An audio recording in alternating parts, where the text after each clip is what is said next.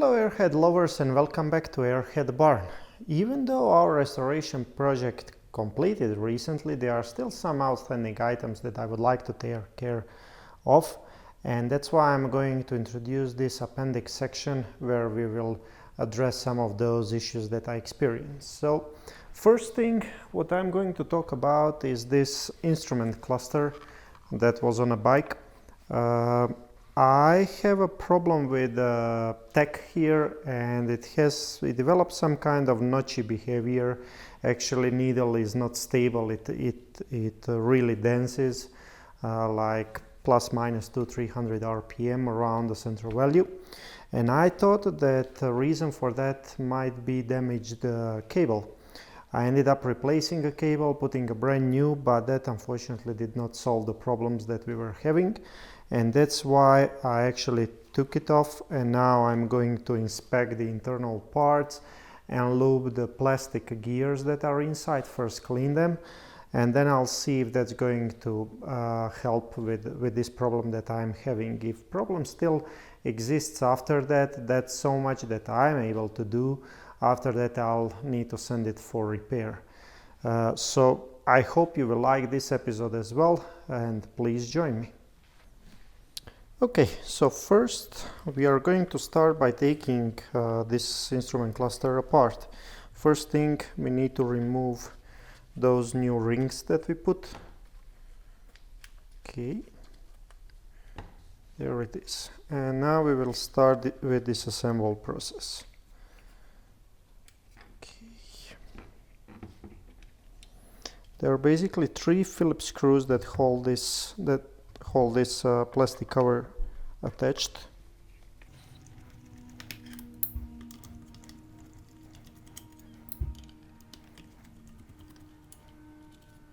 Okay, so now we can clean this.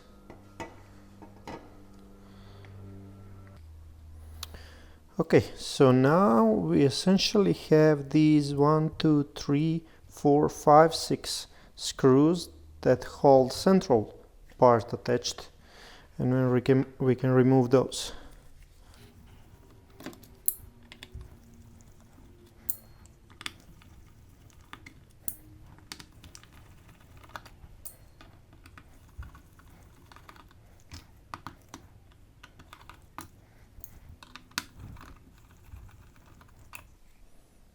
Okay, so with that we can lift up this middle piece.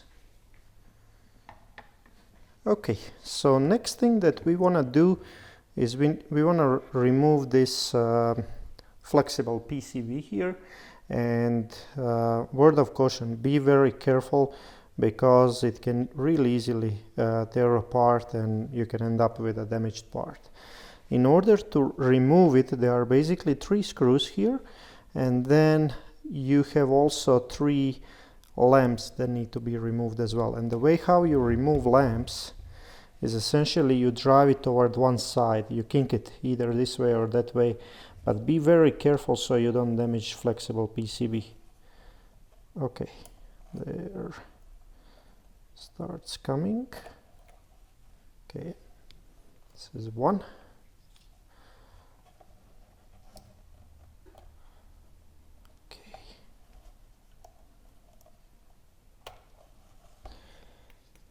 Another, and third one is actually here. Believe that's for high beam.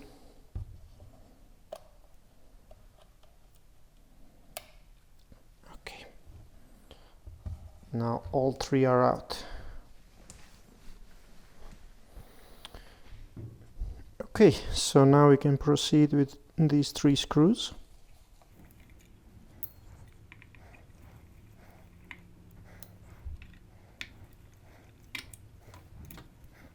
Right, and now we should be able just to lift flexible PCB with remaining bulbs.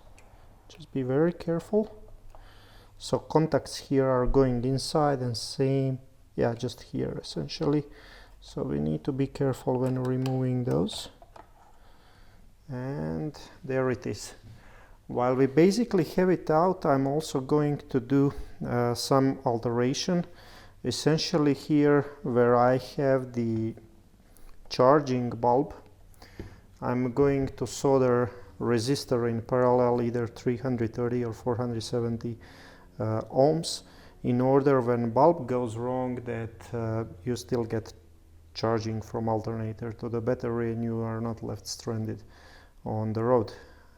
I usually do that for every bug that I disassemble. Okay. So everything here seems in pretty good order. Gasket is intact. Tabs are still here whole, and that's really nice. Okay. Now, in order to remove this whole assembly, there are essentially these 3 screws on each side that you would need to remove to lift this up.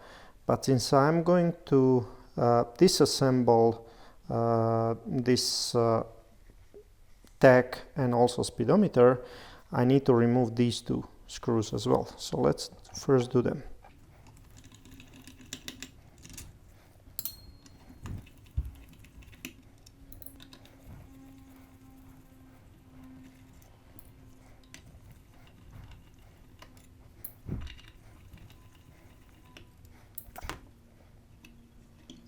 Right, so this is cover, and as you can see here I have this plastic gear that I'm going to clean and then lube it with lithium grease.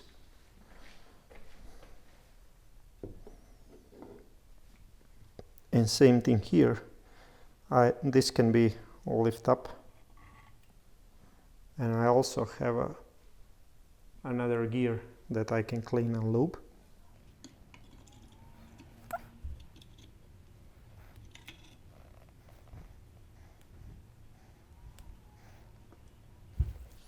Right, now we will repeat the same thing on a speedometer side.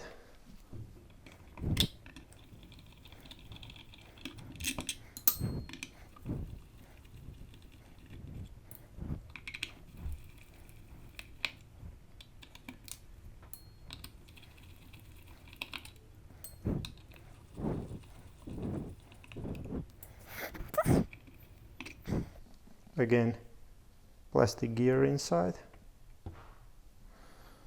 and this is a whole assembly for speedometer.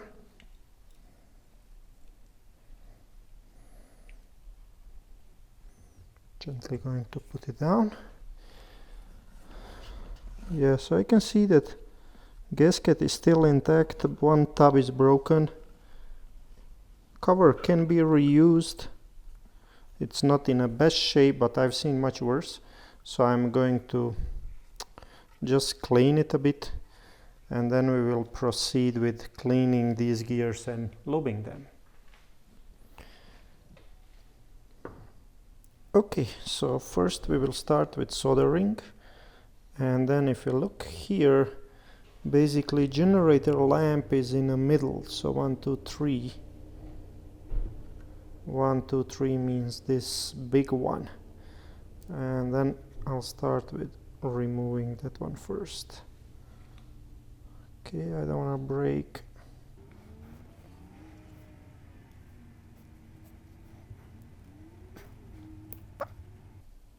It is a bit stubborn, but it goes out.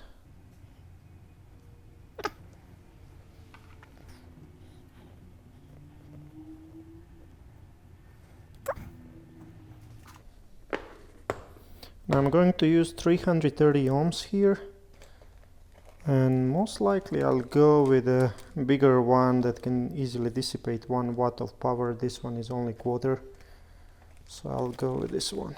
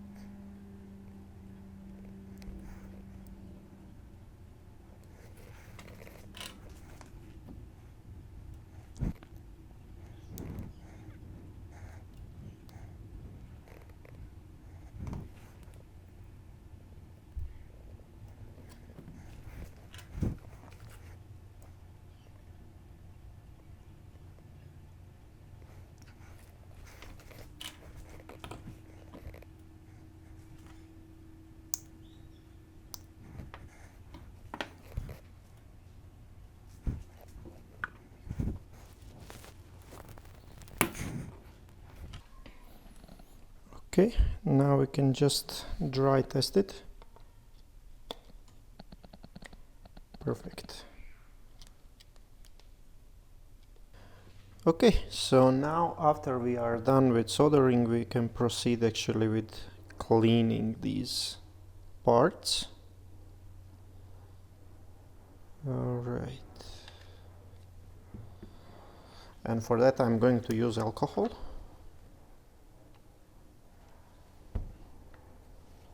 Okay.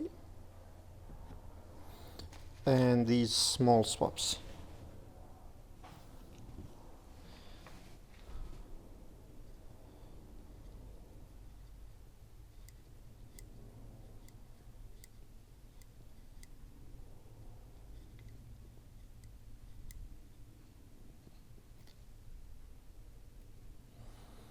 Okay, we will need plenty of them.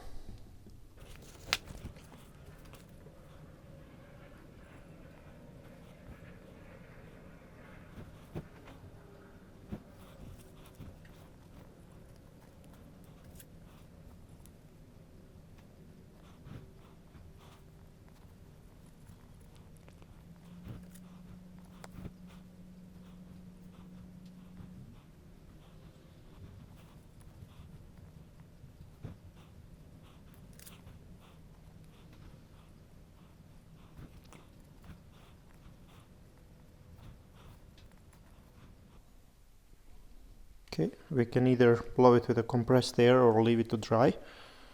That should be enough for this one.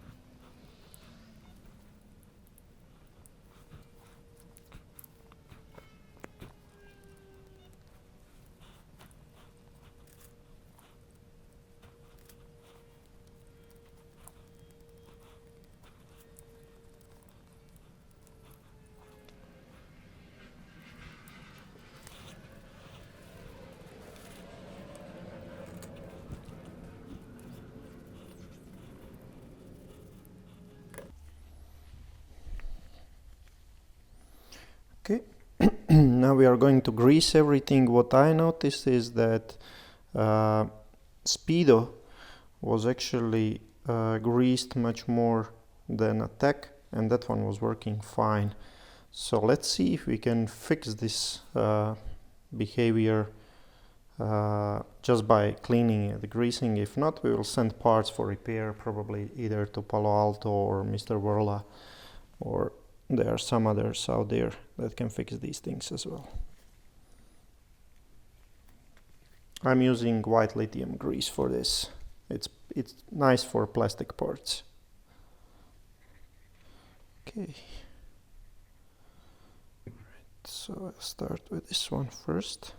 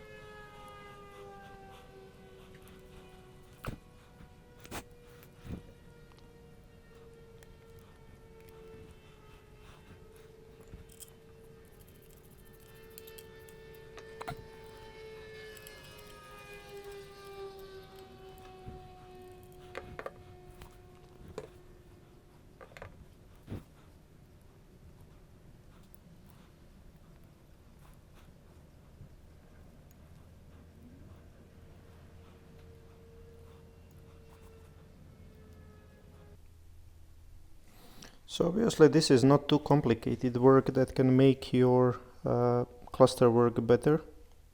Even as a regular maintenance, it's not bad to do it.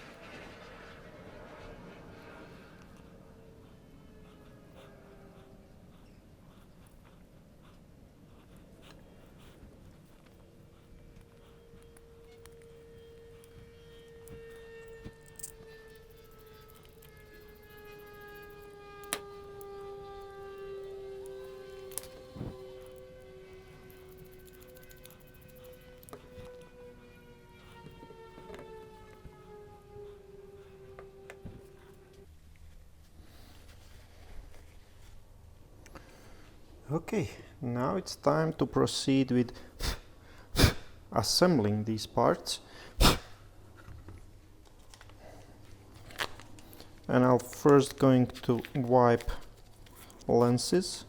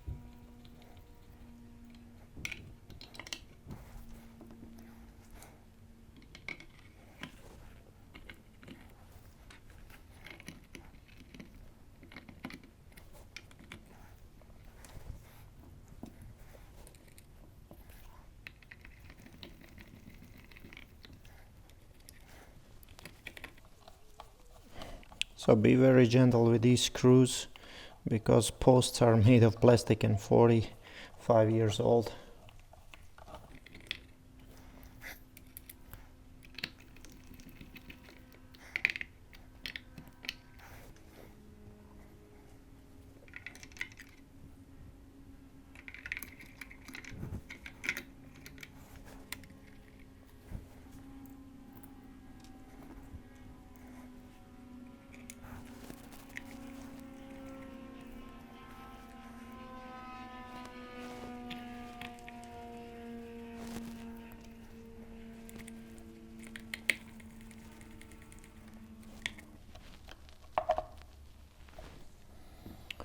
Okay, so just one correction. In order to remove the flexible PCB, you don't need to remove these bulbs.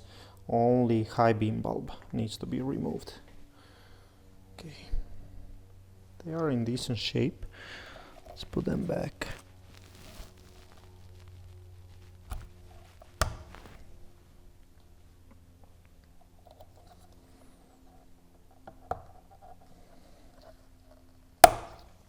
Okay, some people upgrade to LED. I'm not a great fan of how the color of LED. That's why I'm keeping the original bulbs. Okay.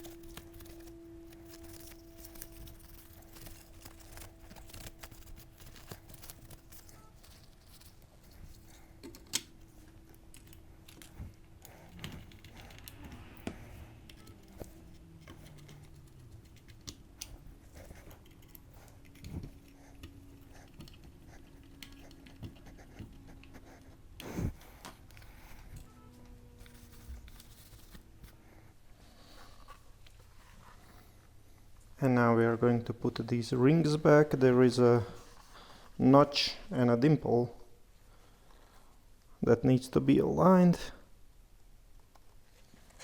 Okay.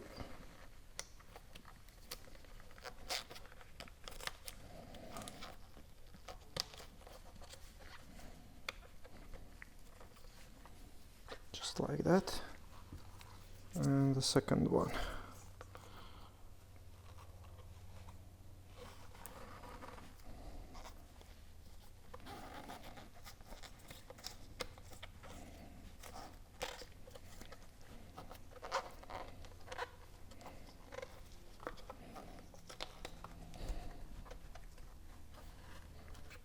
Okay, that's it. Time to put it back on a bike and see if this actually fixed the problem. I'm going to report the result back in a comment section. Thanks for watching.